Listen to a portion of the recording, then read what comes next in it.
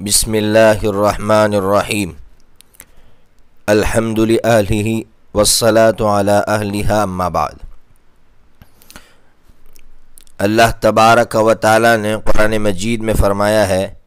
وآتوا الزکاۃ، اے لوگو زکوٰۃ صحیح طریقے پر ادا کرو۔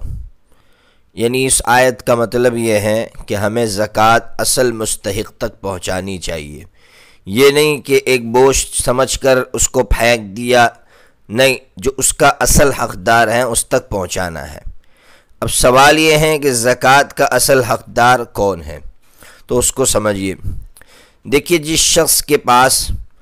اصلی جو ضرورت کی چیزیں ہیں اس کے علاوہ چیزیں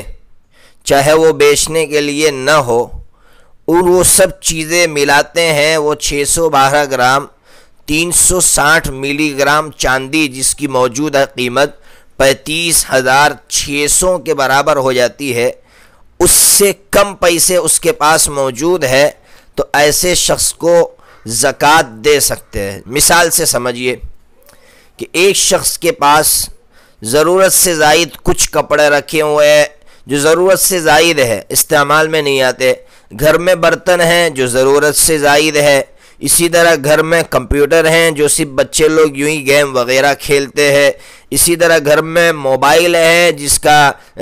ضرورت سے کوئی تعلق نہیں ہے، بس یوں ہی گیم وغیرہ کھیلنے کے لیے رکھا ہوا ہے، یا اسی طرح زمین ہے یوں ہی رکھی پڑی ہے، اس میں نہ وہ کھیتی باڑی کرتا ہے نہ اس نے کسی اور کو دے رکھا ہے۔ یہ جتنی چیزیں ہیں تمام چیزوں کا ٹوٹل لگایا جائے گا، ٹوٹل لگانے کے بعد اگر یہ 612 گرام 360 ملی گرام چاندی کی قیمت جو میں نے ابھی بتائی تقریباً 35,600 کے برابر ہو جاتی ہے، تو اب ایسے شخص کو زکوٰۃ نہیں دے سکتے ہیں۔ اس لیے بار بار کہہ رہا ہوں کہ بہت سے لوگ ایسے ہوتے ہیں کہ ان کے پاس زمینیں ہوتی ہیں گاؤں وغیرہ میں، لیکن وہ چھپاتے ہیں، وہ بولتے نہیں ہیں، اس لیے ان سے کہا جائے کہ بھائی آپ کے پاس زمین ہے، تو وہ کہتے ہیں نہیں، وہ تو ایسے ہی رکھی پڑی ہے، تو رکھی پڑی ہے تو اس کو بیچ کر اپنی ضرورت پوری کرو۔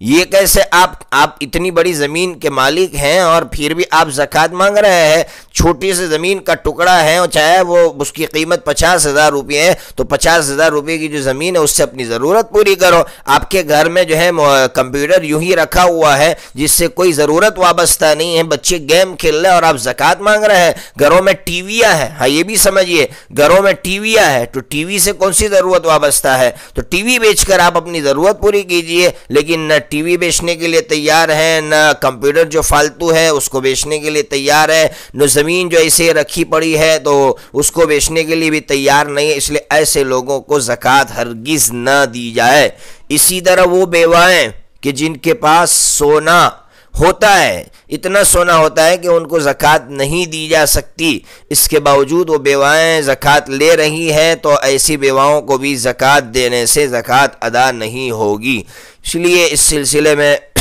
بہت زیادہ لوگوں کو توجہ دینے کی ضرورت ہے کہ کون زکوٰۃ کا مستحق ہے، کون زکوٰۃ کا مستحق نہیں ہے۔ اللہ تبارک و تعالی جو حقیقی مستحق ہے ان تک ہماری زکوٰۃ پہنچا دے، اور اللہ تبارک و تعالی لوگوں کو صحیح سمجھ عطا فرمائے کہ جو لوگ مستحق نہیں ہیں اللہ تعالی ان کو زکوٰۃ سے بچنے کی توفیق عطا فرمائے۔